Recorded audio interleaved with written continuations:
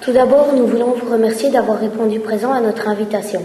Avant de passer aux questions, nous allons vous laisser commenter la vidéo relative au métier que vous exercez au BSCA. Merci de votre accueil, d'abord. Quel a été votre parcours scolaire? Voilà, donc j'ai commencé études secondaires dans l'enseignement technique. J'ai obtenu un CESS en mécanique générale, tout ce qui est mécanique de précision, ajustage, fraisage. Et en parallèle, au cours du soir, de l'âge de 15 ans à 28 ans, j'ai suivi les cours de langue. Donc anglais, néerlandais et allemand. À 28 ans, j'ai obtenu un graduat en traduction. Et de là, ça m'a permis de toucher, d'aborder un peu tout ce qui est monde dans le secteur tertiaire. Merci. Et quel a été votre parcours scolaire? Voilà, donc j'ai commencé études secondaires dans l'enseignement technique. J'ai obtenu un CESS en mécanique générale, tout ce qui est mécanique de précision, ajustage, fraisage. Et en parallèle, au cours du soir, de l'âge de 15 ans à 28 ans, j'ai suivi les cours de langue. Donc anglais, néerlandais et allemand. À 28 ans, j'ai obtenu un graduat en traduction. Et de là, ça m'a permis de toucher, d'aborder un peu tout ce qui est monde dans le secteur tertiaire. Merci. Et quels sont les avantages et les inconvénients de votre profession? Donc les avantages, c'est qu'on a différents passagers venant de divers horizons différents. Et cela permet à... On se sent un peu en liberté, je veux dire. C'est pas un endroit restreint, c'est un endroit où on est plutôt libre. Donc on pratique les avantages, on pratique les langues, on les perfectionne sans cesse.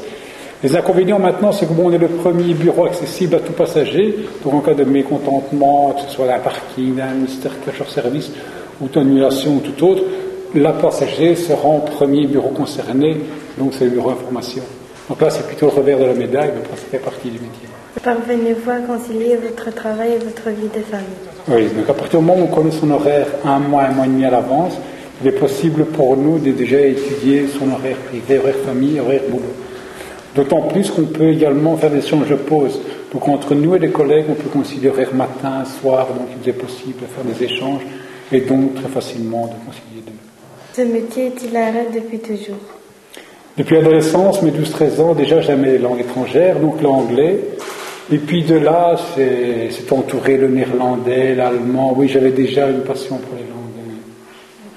Que veut-il comme aptitude pour exercer cette profession? Il faut des bonnes connaissances linguistiques, l'anglais et le néerlandais. Les autres langues sont des atouts, pas nécessairement des atouts, quand même non négligeables.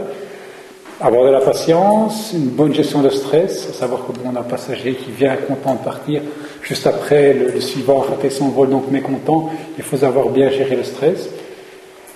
C'est tout, un service clientèle assez développé aussi, c'est bon, comme un front office, donc répondre régulièrement aux passagers, donc être assez ouvert vis-à-vis de la clientèle. Merci, je laisse maintenant la parole à mes camarades qui ont éventuellement quelques questions à vous poser. Merci.